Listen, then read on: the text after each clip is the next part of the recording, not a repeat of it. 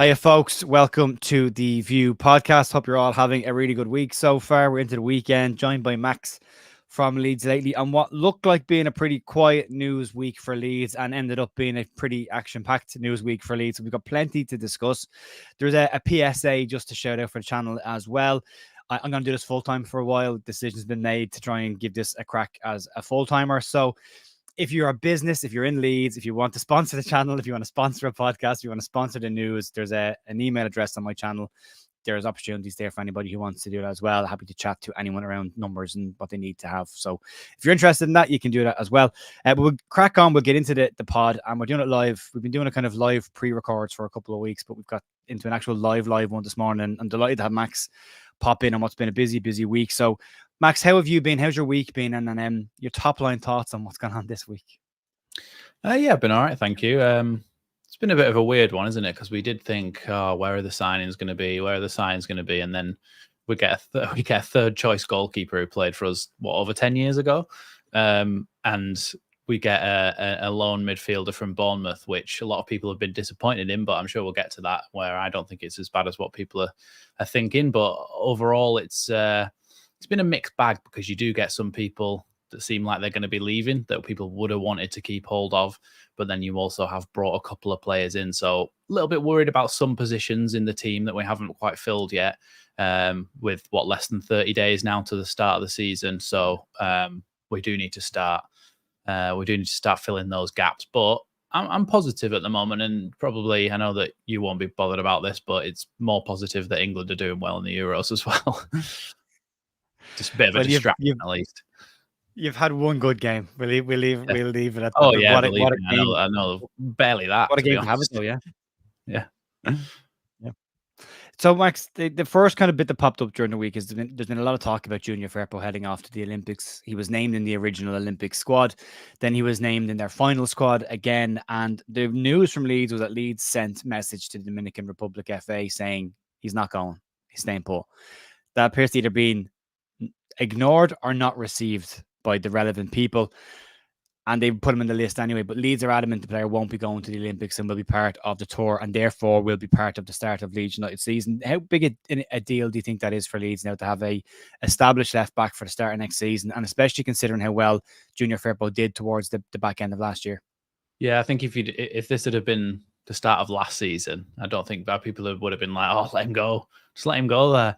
But I think he's proved himself in the Championship as being a solid left back option. I think he's been decent there that last season. I think he's not going to set the world on fire, but he's decent, and he's good enough for the Championship.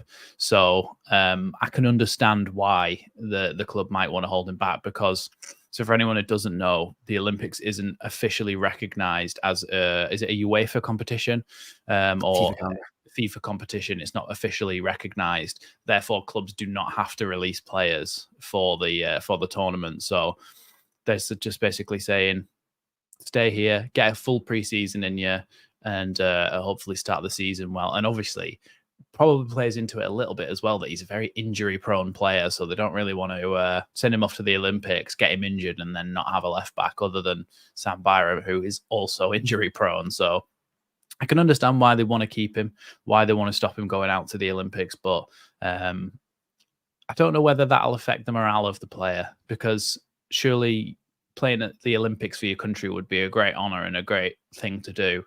And I doubt he'll have been able to do that before. I don't think. Dominican Republic, I don't think they have to qualify, don't they? And I would doubt that they'd have qualified before. But he's going to get promoted with Leeds, so it's a strange one. I've had a debate with a couple of people online, and even my partner Jess got involved in this week, of saying, well, they should be able to go and represent their country. It's an honor to represent your country. And what I've kind of said is, it is in recognized FIFA tournaments. The Olympics isn't always a guarantee that your team will even be there. Look at Great Britain, for an example. They put a Great Britain team in for the Olympics in London, but they didn't put a Great Britain team in for any of the other Olympics. So it's not always a guarantee. It's not always a mainstay of the footballing world. So is there a real benefit of putting somebody who is an under 20 and putting somebody who is a full international or full experienced championship player into an under-23 tournament where they're not going to place. They're very unlikely to be placing in the medals. And he's got a possibility of picking up an injury and missing the start of the season for Leeds, which then impacts Leeds. Leeds pay his wages. There's the whole insurance part of it as well.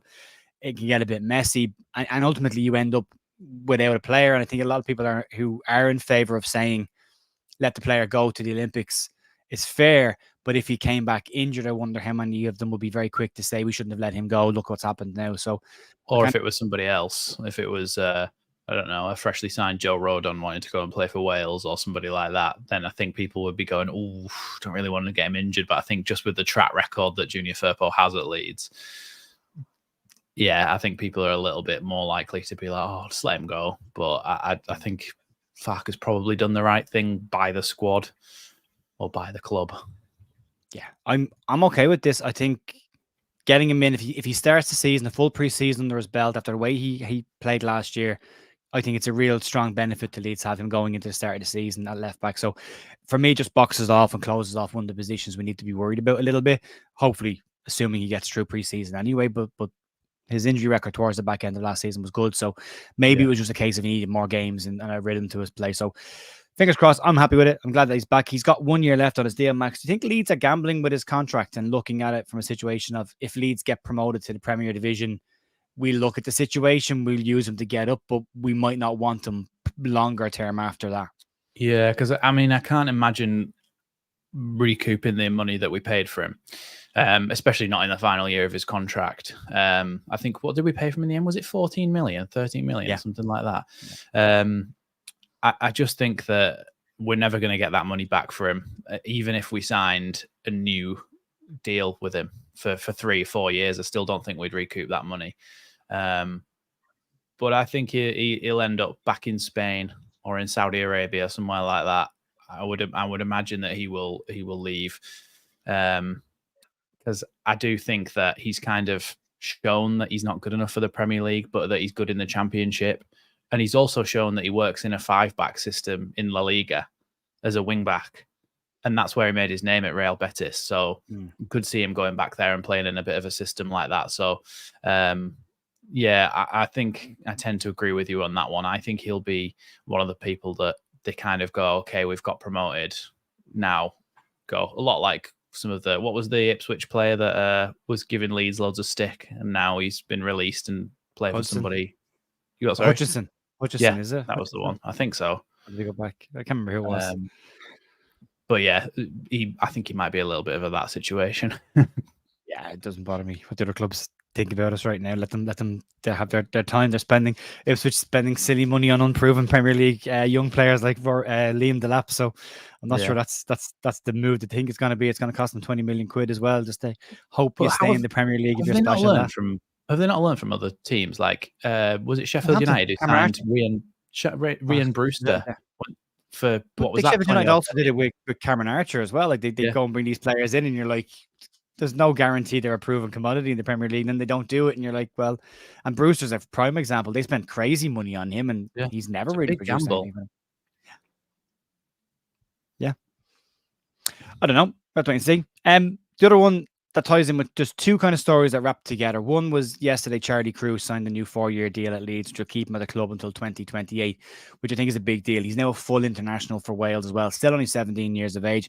And I suppose there's an awful lot of hope pinned on his shoulders to replace Archie Gray, but I've been pretty mindful over the last couple of weeks to not put that pressure on the player, because no two players are the same. You don't know if it's like for like. So, but giving him a 4-year deal means Leeds clearly see something in the player. He's been around the squad. Farke said he impressed last year. And then we heard the rumours yesterday evening that Glenn Kamara could potentially now be off to Rennes on what looks like it could be a £10 million deal. The news came out on Wacko yesterday, and 99 times out of 100, I don't pay any attention to what pops up there. Sometimes it's right, more often than not, it's not. However, I did get a message from somebody yesterday who I believe to be pretty credible, and they said to me, Kamara's going. So yeah. I take that as that. Now, what my question to you, Max, is this. Bringing Joe Rothwell in for me meant Leeds had depth. Selling Glenn Kamara means Leeds are still light then in that midfield area, unless Daniel Farke has looked at Charlie Crew and looked at Glenn Kamara and thought, pretty much the same. I'll go with a younger player. We'll cash in on Glenn, double our money on him, and reinvest that somewhere else. What's your take on it? Well, I like Glenn Kamara, and I think he came in and he did a good job. But I don't think, when I actually step back and think about it, I think 10 million is, you snap someone's hand off for 10 million for Glenn Kamara. I think he came in, he did a good job. He refused to shoot. He downright refused to shoot. But I think he played well in games. He held the ball. But I think I described him last season as a more athletic Adam Forshaw. He doesn't shoot, and when he does, it's terrible. And he just keeps the ball, he keeps things tidy, he keeps things nice. But for £10 million, I think you can reinvest that in somewhere else. And I liked him, but I just think it's too good of an offer to turn down for Glenn Kamara. I don't think he's the best player in the world. And I do think that he's, it's just worth taking the money for him, to be honest. €10 million. So, somebody's saying £8.4 million. That's all right. It's still a lot of money for somebody like Glenn Kamara. And I think that Joe Rothwell coming in, while some people are like, well, hold on, it's not a glorious signing, but I think he offers you a bit more than Glenn Kamara in terms of running forward and taking shots and scoring goals. So I think that is a good option to replace him almost. But like you said, then your depth's gone out the window. You need other people to come in and back him up. And like you said with Charlie Crew, he's unproven, but he's been given a 4-year deal. So they obviously, like you say, see something in him. But I wonder if if you went back over Farke's time at Norwich, whether he had pretty much a full team of normally established players and whether he did just put one young player in. I'm pretty sure Max Aarons might have been that player for him because he was very young, wasn't he, when he was getting starting minutes. I wonder if Farke believes that you can afford to have an Archie Gray or a Charlie Crew, somebody who needs first team action to bed themselves in to become established as a player. I wonder if he thinks you can afford to do that if they're good enough. And maybe he thinks that Charlie Crew's worthy of a starting position, or at least a position on the bench. Otherwise, he wouldn't give him a contract, or the club would. I agree. I agree, and I think there is slightly more depth than we think, and this is a good point as well. Kenny McLean possibly coming in from Norwich, but I think Joe Rothwell is a similar profile to Kenny McLean in terms of experience and what he's looking for in height and battle. And I think Kenny McLean doesn't happen because Rothwell happens. I think he has that now. But what I would also say, and there's a lot of people saying Charlie Crew's not ready. Valid point. He may not be ready. But we didn't think Archie was necessarily ready to play 50 games last season, and he did and got the team of the year in the EFL. So you just never know. But it's not to say that he's the same, and it's not to put that pressure on him. But if it's a case that Farke is looking at him in training and thinking, this kid's fine as an option. He might not start every week. He might not be in the team every week, but he's fine as an option. Because what you have to add to that is, from a sixth position, Leeds had Glenn Kamara and Ilya Gruev last season as the two midfielders. This season, you'll have Ilya Gruev and Ethan Ampadu as your two sixes. So Kamara kind of gets replaced by Ampadu moving into midfield, assuming Leeds bring in a centre back. You then don't need a 6. You need an 8. And you bring in Joe Rothwell, who covers off your number 8 position. So Kenny you're McLean's kind of more of a number 6, isn't he? More of a holder. Yeah, he is. But I think also from a depth perspective, you've gone from having 2 CDMs last year and adding Joe Rothwell to still having 2 CDMs and adding Rothwell, and then the potential of Charlie Crew on the fringes of that, pushing to maybe get in every now and then, or a rotational option, or off the bench when you need him. So I think there's some options there. I famously said last year that Glenn Kamara was an average footballer. I think he was very good for Leeds last year, but I do think if someone's offering you £8 million, €10 million for someone like Glenn Kamara, I do think he's a replaceable midfielder. I know Joe on his channel doesn't think that Glenn's replaceable. I do. I think there are similar profile players to Glenn at Leeds.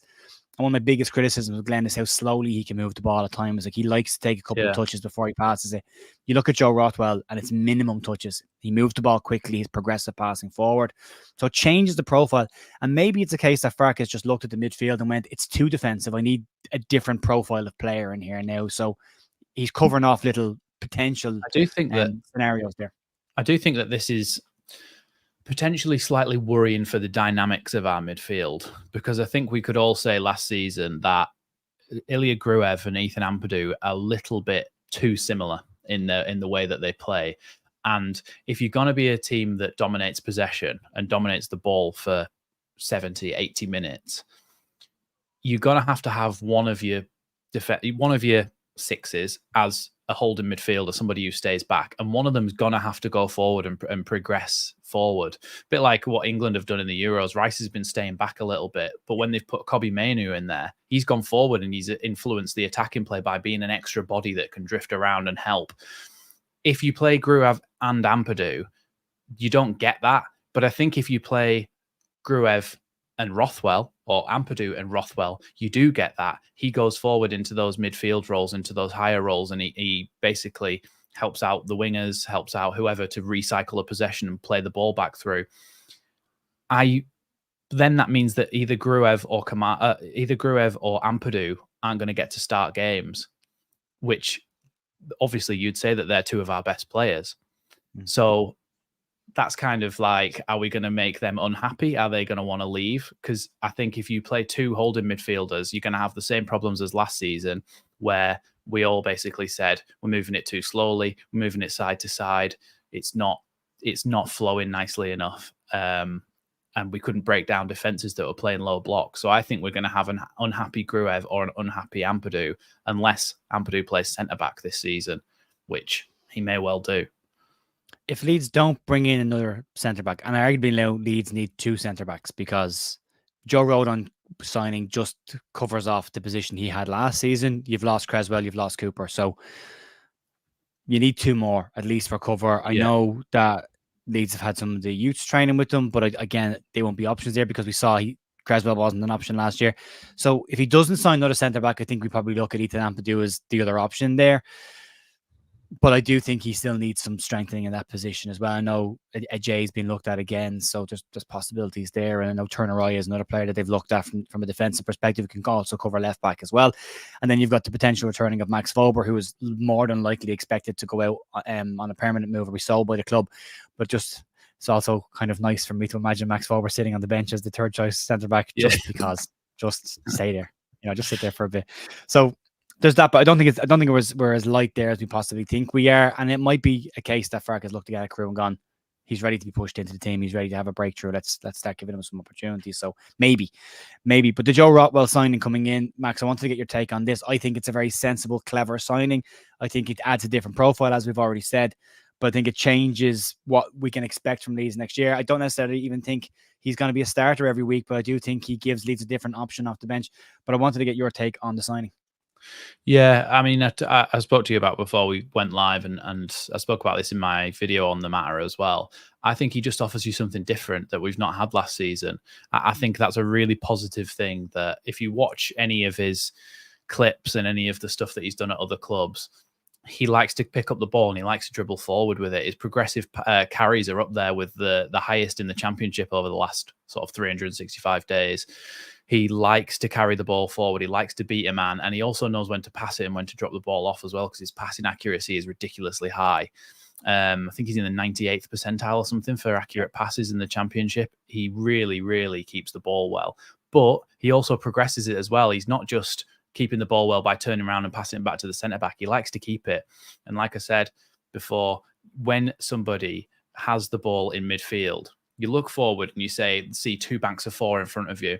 If you look up and you try and play a pass to split the lines, those people can converge on the ball and intercept it very easily. But if you dribble with the ball and you take a man out of the situation, if you get past that first defender that comes out to come and get the ball off you, everybody else has got to readjust their position. Everybody else is, like under Bielsa, obviously teams don't go as man for man as we did there. But do you remember when against Liverpool, Joel Matip ran through pretty much the whole team? Because it was man for man, so there was just one player chasing him the whole way.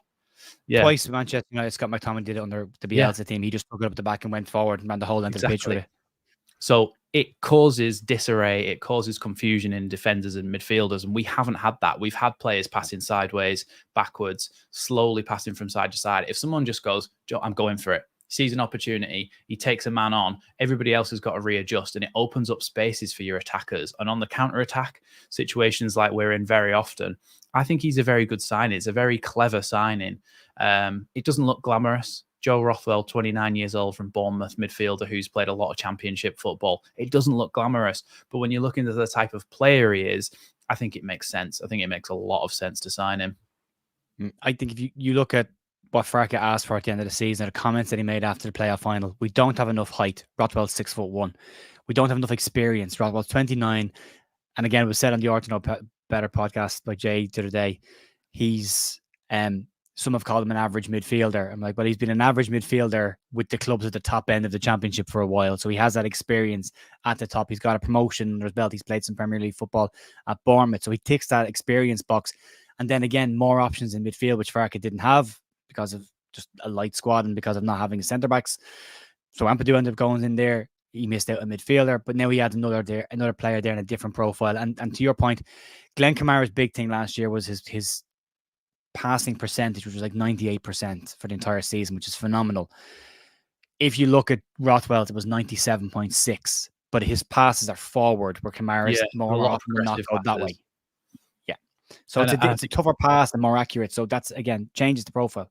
I think it was either Tony Kroos or Kevin De Bruyne said that someone said, oh, your pass accuracy is ridiculously good. And he was like, yeah, but that's not a good statistic to measure how good a midfielder is. He said, if you're playing more passes, more forward passes and more risky passes into the final third and trying to create things, your pass percentage will be lower, but you'll create a lot more chances than a midfielder who keeps it safe and passes it round at the back. And I think that is your kind of difference between your Glenn Kamara and your Joe Rothwell. Obviously, a lot lower level than Tony Kroos or Kevin De Bruyne, but at a level where you go, okay, they keep the ball, they pass it round. But a player who can get forward and still have a high passing accuracy percentage is so much more valuable to a team who's going to dominate the ball. I think so. I think it's a very valid point. As Shawsby pointed out, it's been asked here, there's a couple of people discussing this in the chat. Who's going to take corners? Joe Rothwell is a set-piece taker, not only corners, but also free kicks. So Leeds, again, didn't have a set-piece taker last season, and now we have, and then there's still a potential of Connor Roberts coming back in who can take corners, but we'll leave Sam Road on to look after that one for a bit longer. Yeah. Max, the other thing that popped up this week, Elland Road back in Leeds United ownership, or at least connected back to the football club for the first time in 20 years. I would see that as a pretty big deal. Yeah, it was, especially after sort of very recent years where Radrizzani tried to use it as collateral, allegedly, for that move. So was it Sampdoria? Sampdoria, And a lot of people are like, oh my God, please don't do things like this. But now that it's back under the club, the thing is, it was bought by Radrizzani, wasn't it? But he was the owner of the club and the owner of Elland Road. The club didn't own Elland Road. Yeah. Now 49ers they bought the ground off him, and they also bought the club off him. And now they've consolidated their assets into one thing, basically. So the club is the ground and the ground is the club. They are one thing together. So I think it's really positive. And I think it's also something that needed to happen before a stadium redevelopment. So this kind of shows you that the wheels are in motion to do something like that. And I think they probably would have started the build if we'd been promoted. I think it would have been started this summer. I made a video a couple of years ago talking about what their plans were. They were supposed to be spades in the ground summer 2024, I think. But because we're back in the championship and because we didn't get promoted, I think that'll bounce back 1 year, but the plans will all be there. The architects, everything like that. I fully believe that they'll have all the drawings and everything pretty much ready to kick off this project. But I think it's a positive step getting the ground back under the club so that when we do go back up to the Premier League, if we do go back up to the Premier League, they can start work on expanding Elland Road. So that should be a positive thing. It can only be a positive thing. I agree. I think it's, as Angus Kinnear said, Leeds and Elland Road are inextricably bound and should remain inextricably bound. And that's a very important piece. So that's great that that's happened. Yeah. And I agree. I did see some information from the club that said that they were still planning the work on the ground. There was still work going on right now in terms of the planning process before a shovel can go in the ground. But the plan is, if Leeds go up, that the shovels will go in the ground before the start of next season. So I like it. It's exciting. I know that they want to keep the atmosphere of the ground, and that's hugely important. And I'm glad they're considering that the important parts there. I'd love to see a Dortmund style wall, but in Yeah. the Kop. It'd be nice, what Spurs have done with their stadium, with that part of it. So we'd love to see that. But yeah, look, I think they've done stadiums before. They do stadiums well, the 49ers. So I've no issue there. I'm sure the whole surrounding area will pick up as well from it. So yeah, it's great news. It's great news. Some random bits of news to get through before we wrap up. Max, another man was sharing the same name as you, Max Dean. I said yesterday on my news that Max Dean had signed for Genk. He hasn't. He's signed for Ghent. It's my fault. One letter of a difference. Both have blue and white badges. Threw me off. But Max Dean is signed for Ghent for £2 million, which means Leeds get 1 million of that as part of the 50% buy-on. It's not life-changing money for the club, but it's another smart bit of business. In the Championship, that helps profit and sustainability, because what's the maximum losses you can make over 3 years? Is it 31 million or something like that? I think it's something like that, 27 million or something like that. Yeah, something like that. So it's a percentage of our entire losses that we have to mitigate, and it's £1 million is not a small amount of money. Even to a football club in the Championship, £1 million is still not a small amount of money. So that's a great bit of business to be able to get over the line. And is that on just that sale, or is that on all future sales? I think it's just on. I've seen two different reports. One said on all future sales, but I think it's only on the initial one, because after that we don't own the contract anymore. So unless it's been built into it, I know that there are things from an amateur perspective. I know Irish clubs that have sent kids across to the UK will build in future transfers to that as well. If the other club gets a kickback, they get a kickback as well. Yeah, but I'm not sure. I don't think so. But still, £1 million from a player that we let go for nothing. I've a funny feeling about Max Dean that he'll pop back up again. I think he was described by Ghent as having a very special profile, and I think when Max finds his level, he starts scoring, and it doesn't take him long to find his level. So I have a funny feeling Max Dean will float back around at some point and pop back up in the UK. I think he's a good player.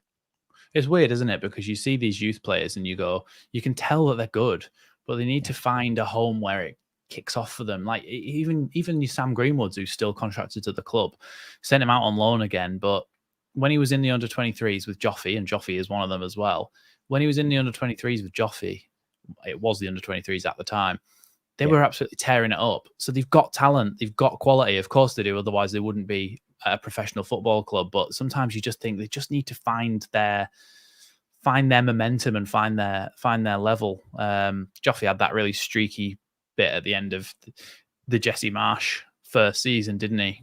And he scored a load of goals, late goals, and everybody thought it was the next big thing. But they just need something to spark them, and I think the Belgian league might be a good idea for Max Dean. So yeah, like you say, I could imagine him popping back up again at some point and getting a move to a lower Premier League club or something if he does well there.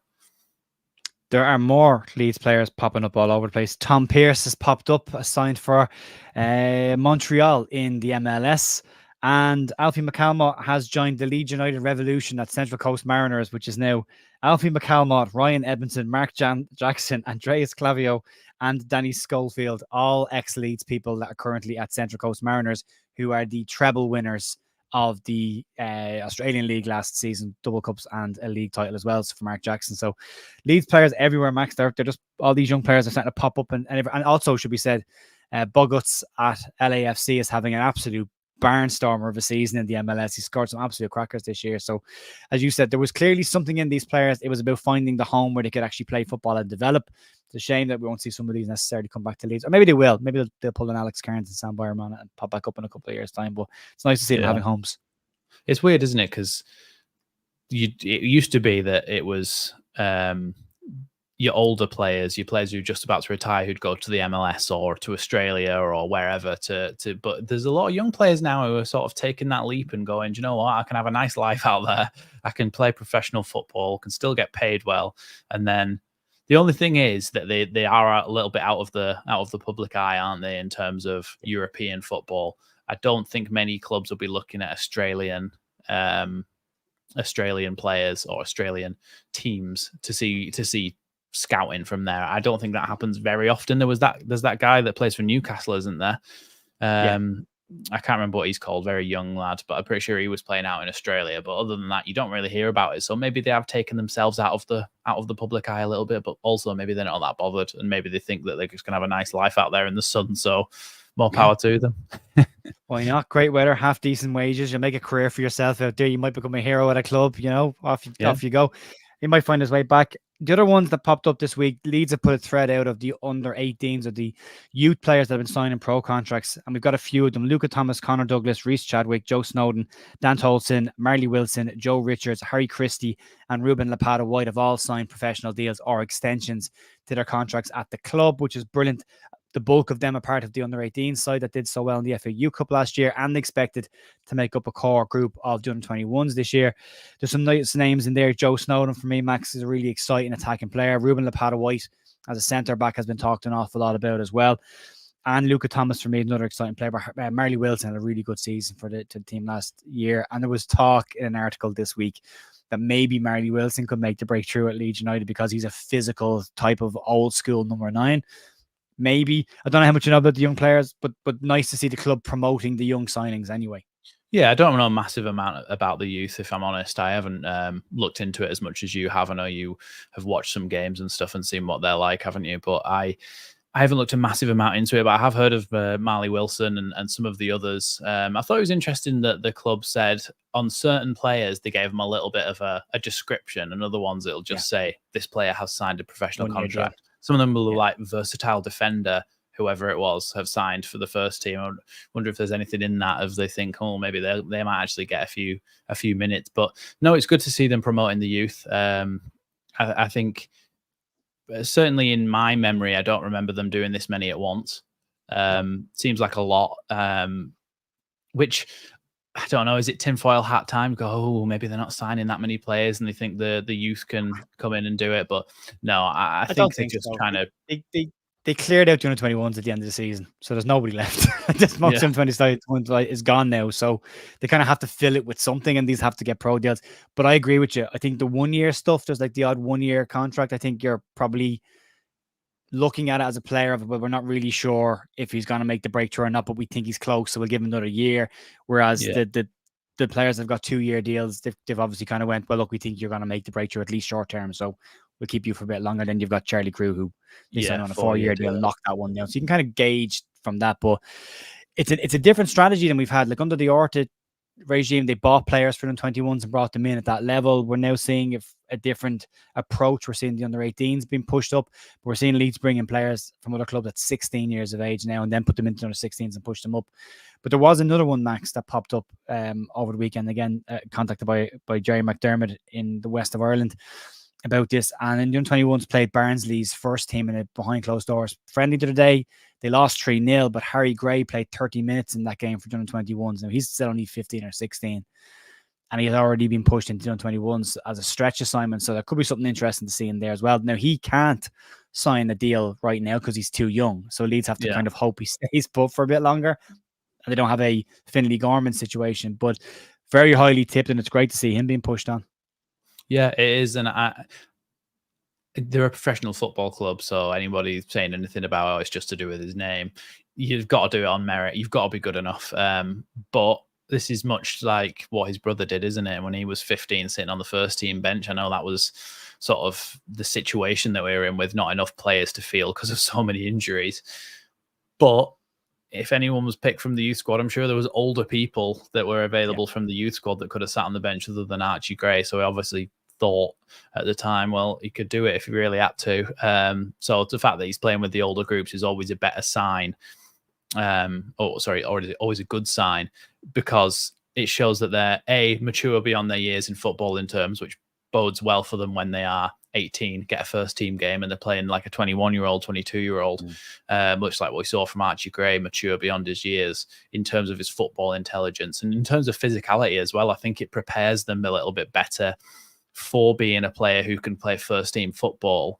If they're playing all through their youth career, they're playing in age groups that are older than themselves, and it'll toughen them up a little bit in terms of getting used to being shouldered around and being blocked off and all these things. So I think it can only be a positive thing that he's getting some game time for older age groups. Yeah, I agree. And I don't think there's any sentiment in football really at that age group. If you're good enough, you're in the team. If you're not, you won't be. Leeds won't be pushing anybody on because of their second name, especially a 15, 16-year-old. It'll be merit if you're good enough. And everything that I've been told is how they're probably saying potentially be good enough. Stop trying so hard. You'll get poached. Just like your brother, you'll get poached. Don't try as hard. Yeah, relax a bit, take it You know, down a notch. Do chill a out. 7 out of 10. Maybe leave the The 8s scouts alone, here, chill out. Just play terribly. As soon as the scouts have gone, score a goal. I still think it's exciting. I think there's a good group of players coming through. They won't all make it. They just won't. No. That's how football works. But of that, if two of them came through, that's a successful youth team that's come because through. even talking about Archie Gray and people saying, "Oh, who's going to be the next Archie Gray?" We haven't had an Archie Gray since Fabian Delph. Yeah, a player who's really young and breaks into Very the first young. team and really impresses like that. I don't think we've had a player like that in years and years. Obviously, Calvin Phillips, but he didn't do it as soon as he was old enough, did he? He was not to the same extent either. No. So yeah, it doesn't happen very often. So don't.